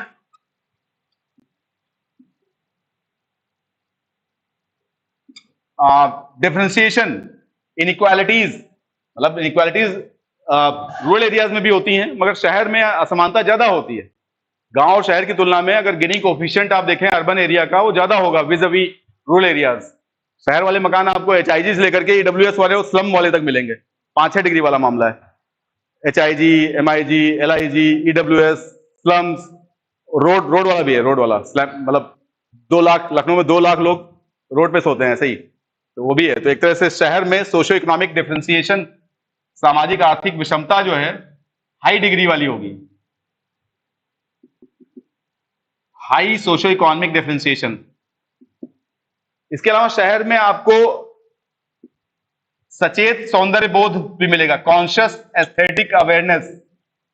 शहर का इंसान अपने एस्थेटिक सेंस को लेकर के ज्यादा अवेयर होगा, कैसा दिख रहा है वो, शीशा उसा ज्यादा इस्तेमाल करेगा, वो वैनिटी बॉक्स ज्यादा बड़ा होगा शहर वालों का गांव वाले की तुलना में। तो मोटे तौर पर शहर वाला एस्थेटिक सेंस को लेकर के ज्यादा अवेयर होता है। इसीलिए यहां पर बहुत तरह के ऑर्नामेंट्स, बहुत तरह के आभूषण मिले हैं, चाहे पुरुष और महिलाएं दोनों आभूषण इस्तेमाल करते थे। तो एस्थेटिक अवेयरनेस के लिए, अपने एस्थेटिक एनरिचमेंट के लिए, अपने सौंदर्य बोध को बढ़ाने के लिए, उसको एनरिच करने के लिए बहुत तरह के ऑर्नामेंट्स इस्तेमाल हो रहे थे। तो ये सब कैरेक्टरिस्टिक्स नगरीकरण के साथ जुड़े हुए हैं। इन सब कैरेक्टरिस्टिक्स से संबंधित अलग अलग तरह के साक्ष्य यहां मिले हैं, इसीलिए उसको हम नगरीय सभ्यता बोलते हैं। धीरे धीरे करके 700-800-900 साल का ये नगरीकरण रहा और फिर दोबारा सब गायब हो गया। तो उसको दोबारा उसको रीजनल रूरल कल्चर हम बोल देते हैं। तो कुछ हद तक ऐसा कुछ सिस्टम था। मिटा सकते हैं, इतना मिटा दें इधर वाला। जैसे कुछ ये मानिए कि जैसे एक साइकिल है, यहां से अर्बन अर्ली हड़प्पन पीरियड में रीजनल रूरल कल्चर्स हैं, यहां मैच्योर हड़प्पन पीरियड है, हड़प्पन सिविलाइजेशन या इंडस वैली सिविलाइजेशन। फिर यहां से दोबारा एक सर्टेन पीरियड ऑफ टाइम बाद लेटर हड़प्पन का पीरियड, रीजनल रूरल कल्चर। तो एक रूरल अर्बन कॉन्टिन्यूअम, एक रूरल अर्बन कॉन्टिन्यूअम टाइप है, गांव से शहर, शहर से दोबारा गांव। तो हम लोग सबको तैयार रहना चाहिए कि 25-30 साल में नंबर आ सकता है दोबारा गांव जाने का, क्योंकि पुराना वाला सिस्टम थोड़ा ज्यादा सस्टेनेबल सिस्टम था, सस्टेनेबल अर्बन सिस्टम था वो सारे 800-900 साल तक सर्वाइव कर ले गए। हम लोग का सिस्टम सस्टेनेबल नहीं है, हम लोग के यहाँ कार के लिए बर्थ कंट्रोल पॉलिसी बिल्कुल नहीं है। तो कारें कुछ दिन बाद शहर को कब्जा कर लेंगी, पूरे शहर पे घरों में घुस जाएंगी, सड़कों में तो घुसी हुई ही हैं। तो मोटे तौर पर ऐसी स्थिति आ सकती है कि हम लोग को शहर को अलविदा कह करके दोबारा गांव जाना पड़े। मतलब क्लाइमेट चेंज कारण बन सकता है, पोल्यूशन जिस तरह का है, पीने के पानी की समस्या हो सकती है, कुछ भी। मतलब आज से 50 साल बाद वाकई शहर ऐसी हालत में रहेंगे कहना बड़ा मुश्किल है, जिस तरह से अर्बनाइजेशन इंडिया में है। समझ में आ रहा है? गांव में भी हो जाएगा कुल मिला के, फिर चंद्रमा के लिए रास्ता बन ही रहा है। चंद्रमा के लिए हम लोग सीढ़ी वीढ़ी लगाए, चंद्रमा में मेट्रो चले लग जाएगी 50 साल बाद, तो आराम से मेट्रो बैठ के चंद्रमा चले आएंगे हम लोग ना। खैर, तो ये इस पे कुछ डाउट्स, क्वेश्चंस?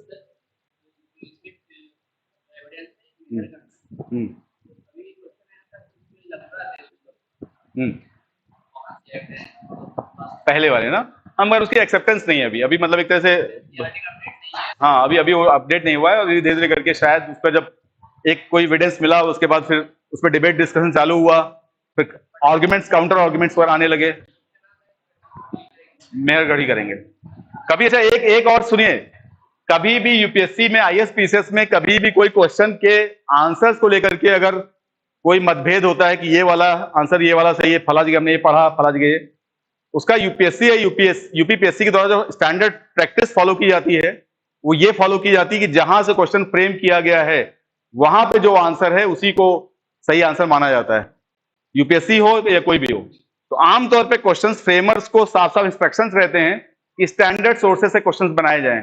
स्टैंडर्ड सोर्सेज हैं NCERT books, NIOS books, NBT books, IGNOU material, तो जो India year book, economic survey, standard sources जो हैं उनसे ही कोशिश करिए कि अपना अपने अपना एंकरेज जो है, अपना लंगर स्टैंडर्ड सोर्सेज पे डालिए, ठीक है। तो इसलिए अगर क्वेश्चन ऐसा आता है तो हर हालत में जो एनसीईआरटी में स्टैंडर्ड सोर्सेज में जो है वही सही माना जाएगा, ठीक, चाहे ऑप्शन में हो तब भी, ठीक है। और कोई प्रश्न जो डिस्कस किया हम लोगों ने आज? लगभग क्लास का टाइमिंग क्या होता है? लगभग हो गया ना? हाँ, तो कुछ और प्रश्न जो अभी तक आज हमने बात की उसमें? हाँ जी। ये खत्म होने के पीछे जो है बहुत तरह के रीजंस हैं।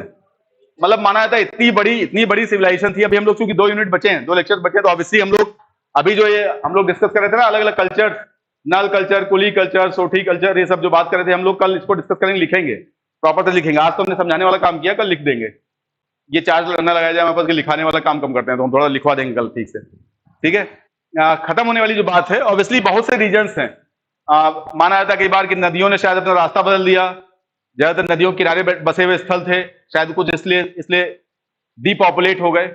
एक तो खत्म नहीं हुआ, इसका नेचर चेंज हुआ। हमको समझना खत्म हड़प्पा सभ्यता समाप्त हो गई ऐसा नहीं कहना ठीक रहेगा, हड़प्पा सभ्यता की प्रकृति बदल गई। हड़प्पा सभ्यता न रह करके क्षेत्रीय ग्रामीण संस्कृतियां हो गई दोबारा। क्षेत्रीय ग्रामीण संस्कृतियां होने के पीछे नदियों का रास्ता बदलना, कुछ टेक्टोनिक प्लेट्स वगैरह, मतलब कुछ भूकंप वगैरह आ जाना भी कई बार माना जाता है, आग लगना भी हो सकता है। एक बड़ा कारण, एक फेयर सर्विस एक स्कॉलर हैं, वो मानते हैं इकोलॉजिकल इंबैलेंस इन दी एडजॉइनिंग एरियाज। आसपास के क्षेत्रों में कुछ पारिस्थितिक असंतुलन हो गया। पारिस्थितिक असंतुलन होने के कारण सरप्लस प्रोडक्शन होना कम हो गया। सरप्लस प्रोडक्शन होना कम होने से काफी कुछ शहरी सभ्यता को सस्टेन करना मुश्किल हो गया। खासतौर पर 35-40 हजार की पॉपुलेशन जो मोहनजोदड़ो में रही होगी, वो गिर करके 2000 हो गई। तो मोटे तौर पर बड़ी बड़ी पॉपुलेशन वाले शहरों को सस्टेन करना मुश्किल हो गया। जैसे आने वाले दिनों में अगर लखनऊ का डी अर्बनाइजेशन हो जाए 50 साल बाद, 100 साल बाद, तो ऐसा नहीं होगा कि यहाँ जो लखनऊ शहर के अंदर जो 600-700-800 गांव अंदर दबे हुए हैं, वो कहीं नहीं भाग जाएंगे, वो दोबारा गांव दिख जाएंगे कि हाँ। बाकी जो अपर क्लास है, मिडिल क्लास है, वो यहाँ से भाग जाएगा। बेचारे जो छोटे मोटे गांव वाले हैं, स्लम्स वाले हैं, जिनके पास और कोई ऑप्शन नहीं है, वो यहीं रहेंगे। तो दोबारा ये लखनऊ जो 40-50 लाख वाला लखनऊ है, शायद 5 लाख वाला लखनऊ बच जाएगा। तो अर्बनाइजेशन कभी भी बदलता है तो अर्बनाइजेशन का मतलब ये नहीं होता कि सब पूरी पॉपुलेशन उठ के चंद्रमा चली गई, ठीक है। पूरी पॉपुलेशन में से काफी कुछ उसका उसका एक तरह से नेचर वो बदल जाता है, ठीक है। और कोई प्रश्न? नहीं, संस्कृत को मतलब नहीं, संस्कृत का एविडेंस कहीं नहीं वैसे भी। नहीं, वो उसकी बात भी करेंगे हम। संस्कृत तो कभी, अगर आप संस्कृत की बात करें तो इनफैक्ट इंडिया में, एंशिएंट इंडिया में जितने इंस्क्रिप्शंस पाए गए हैं उसमें लेस देन 5% संस्कृत के हैं, 95% प्राकृत में।